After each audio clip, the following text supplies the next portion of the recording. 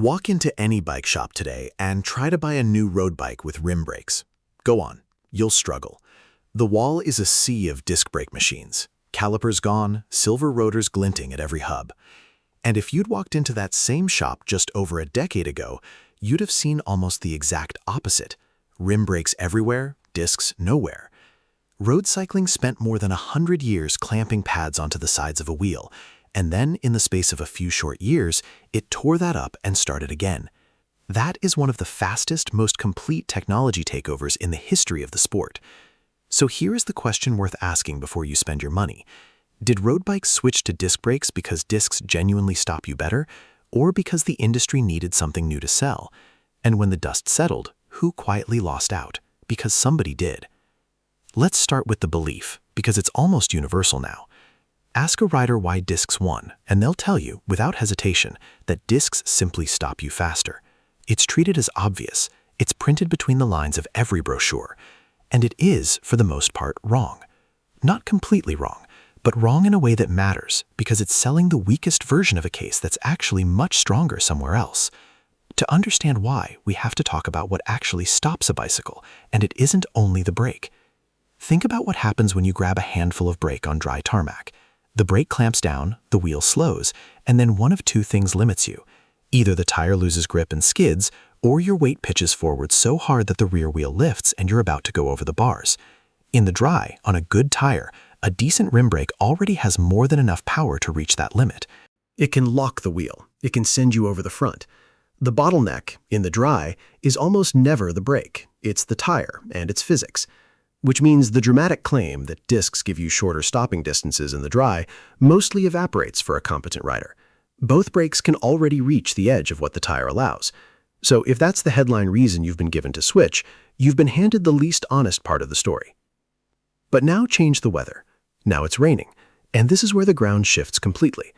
When a rim gets wet, a rim brake has to do something almost comical before it can work properly.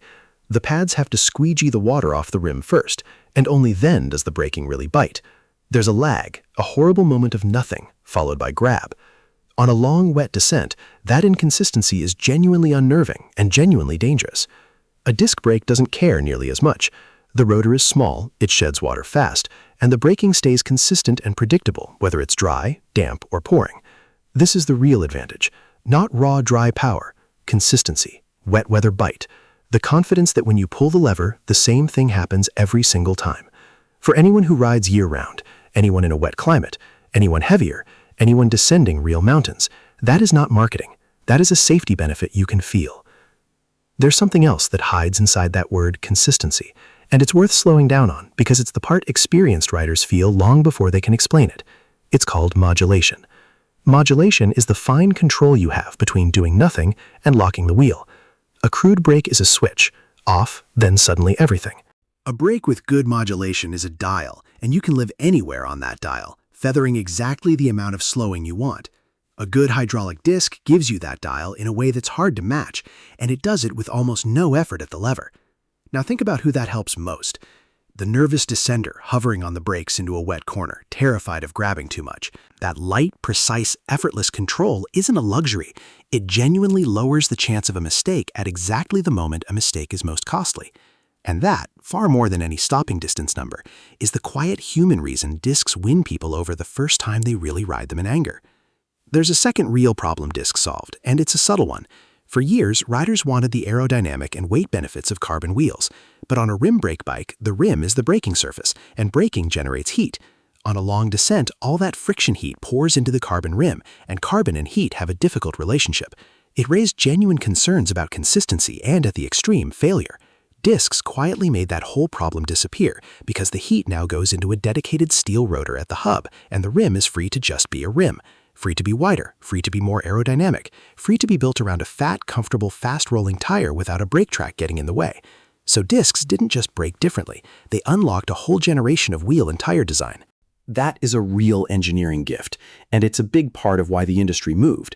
But notice something, because it's important, and it comes back to haunt us later.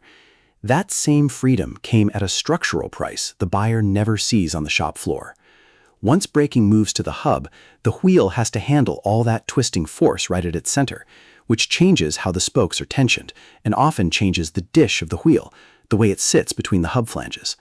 The frame and the fork have to be built stronger to resist a braking force that now tries to twist the whole front end. Through axles replace the old quick-release skewers to keep everything clamped tight and aligned. None of this is bad engineering. It's good engineering, solving real problems. But every one of those changes added material, added weight, and above all made a disc wheel and a rim wheel two completely different objects that can never be swapped. Hold that thought, because it's the seed of the biggest financial consequence in this entire story. So far, this sounds like a clean victory for discs, and if the story ended there, it would be. But it doesn't end there, because every engineering decision creates a trade-off, and discs came with a bill. Let's read it out honestly. First, weight. A disc road bike carries rotors, calipers, heavier hubs, more spokes, stronger forks, and beefier frames to handle the braking forces. Added up, and an equivalent disc bike is typically a few hundred grams heavier than the rim bike it replaced. For a lot of riders, that's nothing, but for the gram-obsessed climber who spent years shaving weight off everything, discs ask them to pay a penalty for a benefit, wet consistency, that they may care about far less on their dry mountain roads. Second, complexity. A cable-operated rim brake is one of the most beautifully simple machines in cycling. You can see how it works, you can fix it with basic tools, you can adjust it by the roadside. A hydraulic disc system is sealed, and when it needs attention, it needs bleeding, a fiddly job with special fluid and special tools. Pads wear and need replacing, rotors can rub and need aligning, and that faint, maddening rub is the sound of 1,000 garages. None of this makes discs bad, but it quietly raised the bar for the rider who used to do everything themselves. The self-sufficient home mechanic lost something real when the cable caliper left the top of the range. Third, money. Through the transition, disc bikes and disc wheels and disc group sets generally cost more than their rim equivalents. Some of that gap has narrowed, but the entry price to road cycling crept upward, and that lands hardest on exactly the budget-conscious buyer the sport should want to welcome. And now we arrive at the part almost nobody talks about, and it's the part with the biggest financial consequence of all: compatibility. When road cycling switched to discs, it didn't just change the brakes, it split the entire ecosystem in two. Disc wheels and rim wheels are not interchangeable. The hubs are different, the frames are different, the whole architecture is different. A rim brake owner cannot simply upgrade to discs. To make the jump, you effectively need a new bike. And then the major manufacturers did the thing that sealed it. They stopped making high-end rim brake frames and group sets altogether. The top of the sport, a huge installed base of perfectly good equipment, was, in market terms, stranded. Resale prices for rim brake bikes fell. Spare parts for high-end rim setups began to thin out. Millions of riders woke up to find that the standard they'd bought into was now the past. So let's finally answer the question we started with. Who lost out? The gram-counting climber, who paid a weight penalty for a benefit tuned to conditions they don't ride in. The home mechanic, who lost the roadside simplicity of a cable and gained a bleed kit. The budget rider, who met a higher price of entry. And most of all, the rim brake owner, whose bikes and wheels were quietly repriced and slowly orphaned by an industry that had moved on. That's the honest cost side of this story, and you almost never hear it said out loud. But, and this matters, none of that means the switch was a con. This is where a lazy version of this film would go off the rails into outrage, and we're not going to do that because the evidence doesn't support it. Discs solved genuine problems. Wet braking really was inconsistent and sometimes dangerous. Carbon rims and braking heat really was a real conflict. Wide tires and modern aerodynamics really were held back by the brake track. Discs really did fix all of that, and for a large number of riders, they made cycling safer and better. The uncomfortable truth is that the commercial motive and the genuine merit are tangled together. Yes, a new standard revives the upgrade cycle and sells whole bikes instead of a few parts. That's real, and it's fair to name it.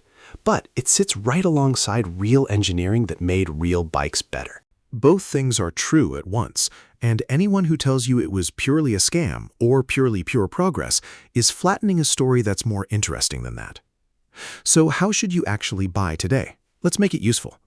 If you ride in the wet, if you ride all year, if you are a heavier rider, if you descend serious mountains, or if you want the freedom of wide tires and modern aero wheels, discs are genuinely the better tool, and the new bike market is going to hand them to you anyway. Buy with confidence and enjoy the consistency. If you're a lightweight climber in a dry climate who counts every gram and loves fixing your own bike, you might be one of the few riders who genuinely gave something up, and a clean rim brake bike could still suit the way you ride beautifully. And here's the buyer protection angle that could save you real money. That used market, full of discounted rim brake bikes that the crowd has abandoned, can be an outstanding value for the right person. A dry climate, weight-conscious, mechanically confident rider can get a superb bike for a fraction of its original price. Just go in with your eyes open. Understand that the parts and wheel future is shrinking, that high-end rim spares are getting harder to find, and that rim brake carbon wheels carry those old heat and wet compromises we've talked about before. It's a bargain, but it's a bargain with an expiry date, and only you can decide if that trade is worth it. Let me make that trade concrete, because it's the kind of thing that's easy to wave away and expensive to get wrong. Picture two riders looking at the same discounted rim brake bike. The first lives somewhere dry, rides mostly in good weather, loves tinkering in the garage on a Sunday, and cares more about a light, simple, elegant bike than about the last word in wet braking. For that rider, this is a genuine steal. A high-end machine at a mid-range price, and the shrinking parts future barely matters because they'll ride it happily for years, and the wear items they need are still easy to find. Now picture the second rider, who commutes through wet winters, descends real hills, isn't confident with a spanner, and expects to keep upgrading. For that rider, the same cheap bike is a slow trap. The braking will frustrate them in the rain, the wheels they eventually won't fit, and the parts they need will get harder to source every year. Same bike, same price, opposite decision. That's the whole point. There is no universal answer here, only the right answer for the specific person and the specific roads they ride. Because that's the real lesson hiding inside the disc brake story. A technology winning does not automatically mean it was better for you. It means it was better for enough people, in enough conditions, with enough commercial momentum behind it to take over. Discs earned a lot of that momentum honestly. But the rider who got quietly left behind wasn't imagining it. They were real, and the trade they were asked to make wasn't always in their favor. So the next time someone tells you discs are simply better, full stop, you'll know that the honest answer is longer and more interesting than that. Better in the wet? Yes. Better on a long descent? Yes. Better for wide tires and carbon wheels? Yes. But heavier, more complex, more expensive. Progress, real progress, almost always arrives holding a bill. The only question that matters is whether you're the rider it was designed for or the rider who ends up paying it. And now, at last, you can tell the difference.